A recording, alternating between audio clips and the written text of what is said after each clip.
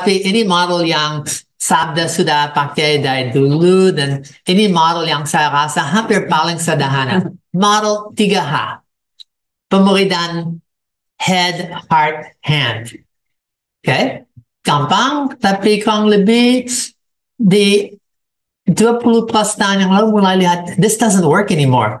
Di Amerika, banyak youth pastors mulai sadar. Saat taruh HP kecil seperti itu di dalam tangan seanak, pemuridan rusak. Tidak bisa. Bisa omong sampai mereka mengerti, bisa sampai mereka apapun macet, dan mereka mulai geser kepada satu model untuk pemuridan yang 4H. 3H dan jalan lagi. Mau tahu? Ya, ini sudah ada gambarnya. Oh, and ini mungkin aneh, tetapi saat itu mereka mulai sadar kalau memuridkan hanya anak akan sukses. Harus memuridkan anak dan HP-nya. Apa arti memuridkan HP? HP-nya harus bertobat dulu. Hampir. But ternyata untuk anak, cara mereka dengar dunia, bagaimana mereka lihat dan mengerti dunia, bagaimana mereka ekspresi diri dalam dunia. HP jadi bagian dari identitasnya. Dan kalau HP tidak bagian dari proses pemuridan, cara mereka ekspresi, tidak. Cara untuk mereka mengerti dan lihat dan dengar dunia, tidak. Karena mereka dimuridkan oleh HP-nya. Nah itu. Pemurid terbesar mulai saat itu jadi internet. Dan kalau pemuridan tidak terintegrasi dengan HP, pakai HP sebagai hanya alat tapi sebagian dari sumber, karena ternyata cara anak itu relasi kepada orang itu lewat HP. And so interrelasi itu lewat HP. Dan kalau itu tidak bagian daripada proses pemuridan gagal. And so bisa lihat daripada sebelumnya, klasik, gampang, tapi sekarang dengan AI, apakah masih sama? Ternyata kami lihat dengan AI sedang masuk satu era yang 4H tidak cukup. Sekarang 5H. Akan 5H. HP tidak cukup. Harus mikir, tak hanya head, heart, hand, and HP-nya, tapi akan harus mikir seluruh environment, high-tech. Sekarang AI dalam segala-galanya. AI sudah mengubah semuanya. Tak hanya cara interaksi, tapi cara mikir. Ya, cara belajar. Betul. Cara belajar, cara mikir, cara interaksi, itu mengubah dunia mereka. Itu seperti masuk satu tikus di dalam air. Akan tenggelam mati. Kembalikan ikan ke dalam air. Wah, senang, dan itu hidup baik-baik. Air yang baru atau dunia yang baru tidak hanya dunia yang digital, tapi sedang jadi dunia yang AI. Untuk generasi yang AI. Dan generasi ini, kalau mau memuridkan, harus memuridkan alatnya. Itu cara lagi untuk interaksi, komunikasi, dan untuk bisa dunia masuk, dan bagian dari mereka. Keluar itu jadi bagian dari identitasnya. Tetapi sekarang, high-tech, seluruh budayanya, bahasanya, dalam bahasa misiologis, mereka adalah hanya suku digital, tetapi harus menjangkau mereka dengan oleh cara itu. Dan sekarang itu, pemuridan zaman AI harus 5H. Saya harap itu sudah jelas. Ya, jelas. Oke, so lanjut. Ini satu yang lain, Cambium. Itu punya proses dengan 3 langkah. Komunitas yang bertujuan untuk belajar bersama mengenai dasar-dasar pertumbuhan iman untuk menjadi murid Kristus dan menjadikan orang lain murid Kristus. Ya, gereja saya pakai Cambium untuk pemuridan mereka. Tapi apakah akan sama atau lain kalau sekarang gereja itu terisi dengan ini?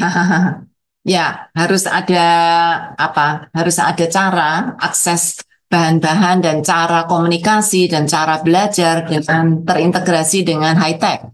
Ya, dan ternyata model Cambium atau semua model sebelumnya harus dimikir ulang untuk konteks yang Cambium, berakar, bertumbuh, berbuah. Tapi seperti apa cara untuk berakar? Bagaimana anak atau dewasa akan bertumbuh? Bagaimana berubah di dalam dunia AI ini? Oke? So, ini satu pertanyaan yang belum dijawab. Tapi Bahannya bagus, tapi mungkin cara anak muda sekarang belajar dan berpikir dan juga mengakses bahan-bahan sudah berbeda. Jadi betul. Perlu ada adaptasi ya dengan teknologi. Dan itu jadi masalah. Semua orang sudah senang dengan ini. Oh, ada HP, ada aplikasi, dan mikir sudah. Kami selesai daripada klasik, sudah digital, dan semua puas-puas, dan akan seperti itu. Teknologi terus berubah nih, Pak. Waduh, itu yang masalah. Berarti satu klasik seperti Cambium, bagaimana itu akan berubah dan adaptasi. Ada satu model lain yang Christian Digital Quotient. Wah, mikir ini sudah bagus, sudah cukup. Dan kan itu mereka mikir dan sudah mulai mengajar bagaimana ada digital intelligence, digital literacy, digital responsibility. 3 hal itu jadi digital maturity, kedewasaan digital. Wah, bagus. Lebih lagi kalau dianggap dari pandangan Kristen. Ada 8 bagian daripada itu, daripada management waktu, identitas, empathy, cyber security, dari keterampilan untuk berpikir, critical thinking, dan semua itu ada bagian daripada digital intelligence, literacy, and responsibility dengan hasil digital teleos. Kalau itu Kristen. Maturity. Tapi ternyata macet karena tidak cukup. Bagaimana untuk artificial intelligence quotient? Digital itu hanya sebagian. And so artificial intelligence quotient itu, belakang ada slide-nya. Melihat seluruh ini, tapi dari pandangan AI.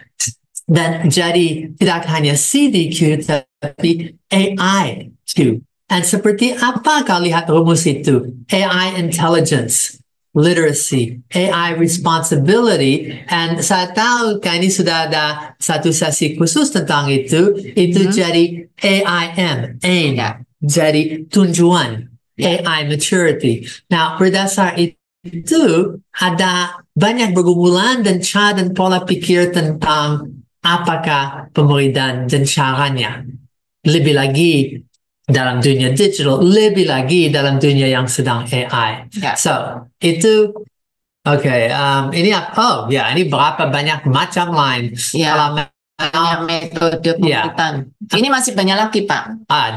So, 4I ada encounter, establish, equip, pola nama life, learn, intercede, fellowship, evangelism, and bisa lihat shape itu dari purpose-driven church and life, spiritual gifts, the heart, abilities, personality. Semua ini ada pola untuk bagaimana bisa memuridkan. Dan apa aspek yang penting dari pemuridan? Penekannya beda-beda. Dan itu bisa dalam kelompok kecil, satu persatu, lewat PA, persekutuan, di dalam konteks pelayanan, outreach, persekutuan, doa, dan even kepimpinan. Semua ini ada aspek daripada kegiatan dan cara untuk memuridkan. Waduh, sibuk ramai. Gimana akan memikirkan semua hal itu lebih lagi dengan teknologi dan AI? Sebenarnya kalau gereja aktif, Pak, bisa pakai macam-macam kegiatan pemuritan, dan itu bisa dikombinasikan dengan kegiatan yang selama ini ada di gereja. Dan ini sangat menolong gereja tidak hanya sibuk pada hari Minggu atau Sabtu, tapi setiap hari, setiap jemaat boleh ikut ambil bagian dalam kehidupan pemuritan di gereja. Tapi pemuritan bukan hanya sibuk atau sekarang punya berapa banyak jenis sibuk yang baru, tetapi sibuk mengisi. Dan itu lain daripada belajar dan jadi dewasa.